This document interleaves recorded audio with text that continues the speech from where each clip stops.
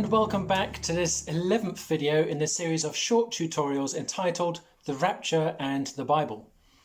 I'm going to be talking you through my book, which is simply called The Rapture, and trying to help you understand what this prophetic event is all about. In this video, I'm going to be taking a look at the timing of the rapture. According to the Bible, when does the rapture occur within the context of God's prophetic calendar? And as always, you may want to hit pause at frequent intervals or turn to your Bible and test everything that is said by the standard of God's word. When it comes to matters of eschatology, it's essential to be at least vaguely aware of the chronology of events. At the same time, it's perhaps even more important to be aware of the difference between what is biblically prophesied and what is mere conjecture. Therefore, in outlining the timing of the rapture theory in relation to other eschatological events, it's often a good idea to start by making a simple statement based on an event that we can agree on. In other words, find an eschatological event that we can agree on and then talk about the timing of the rapture in relation to that event. Thankfully, with regard to the rapture's timing, this is quite easy to do, as the event most students of biblical eschatology can agree on is Daniel's 70th week, otherwise known as the 7 years of tribulation. We covered this in a previous tutorial, so if you need to go and revisit that video, then that's the beauty of breaking this study up into such small sections. In fact, you can go and watch that now and come back to me afterwards if you like. I'll still be here. So the timing of the rapture is normally referred to in relation to the 7 years tribulation. Actually, this is so important that I'm going to include here just a brief reminder of what this time of tribulation is all about.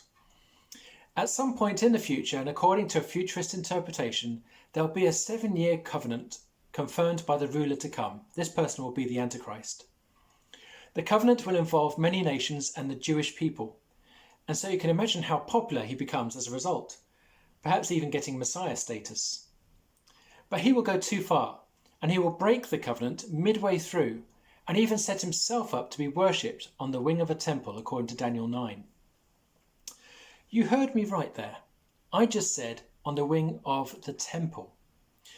You may know, of course, that there is no Jewish temple. It was destroyed in AD 70 by the Romans. But just as surely as Israel became a nation state again after nearly 2,000 years of being scattered around the world, so you can be sure that Bible prophecy will come to pass. In other words, there will be a third Jewish temple, most probably in Jerusalem where it belongs, and quite possibly the rebuilding of the temple may be a part of the covenant itself. What we know for sure is that the Antichrist sets himself up in the temple, and so the Jewish place of worship must be restored. It may come as no surprise to you that building plans for the temple are already in place, and not only that, but also all the utensils and furniture and instruments needed for temple worship. I'd recommend you find some time to spend on the website of the Temple Institute. That's templeinstitute.org. Even the priesthood is being trained in readiness for the day when the temple building program is given the green light, given the go-ahead. I doubt very much that money will be an issue. The most likely thing holding this back, at the moment at least, is security. With the Al-Aqsa Mosque and the Dome of the Rock currently situated on the Temple Mount where the temple used to be, there would most likely be an unholy war if the Jews unilaterally decided to build their temple again. But if someone with incredibly effective diplomatic skills could solve the Jerusalem problem peacefully, this would be someone worth following. And it could well be the covenant-affirming abilities of the Antichrist that make him so acceptable to the Jews and Muslims alike are based around this. I might just mention that there could be room for the temple, or at least a part of it, to be built without even touching the other sacred places on the Temple Mount. But all this is speculative. What we know for sure is what the Bible says will happen. And so we can be certain that the covenant between Israel and others will be affirmed by the Antichrist, and that halfway through this, he enters the temple and exalts himself to be worshipped, revealing his plans for self-glorification and simultaneously revealing his deception, which sparks off a realization among many that Jesus really was and is the Messiah. This will amount to both a terrible persecution by the Antichrist, also called the Beast in Revelation 13, as well as a tremendous time of evangelization by the new Messianic Jews, see Revelation 7. We do not know when this initial covenant will be signed, nor can we know the identity of the ruler who will confirm it, except to say it will be the Antichrist. These same 7 years are the remaining 7 years of Daniel's 70 weeks of years, which were appointed to God's people, Israel, in Daniel chapter 9. And they will include God's wrath designed to shake humankind's securities and encourage a choice to be made between Christ and Antichrist. We see this in the cataclysmic and apocalyptic passages in the book of Revelation, but chapter 11 verse 13 shows us that many will glorify God as a result. However, it's no doubt because of the trials, persecution and trouble during this time that it's known as the tribulation. And sometimes the second half is called the Great Tribulation or the Great Distress.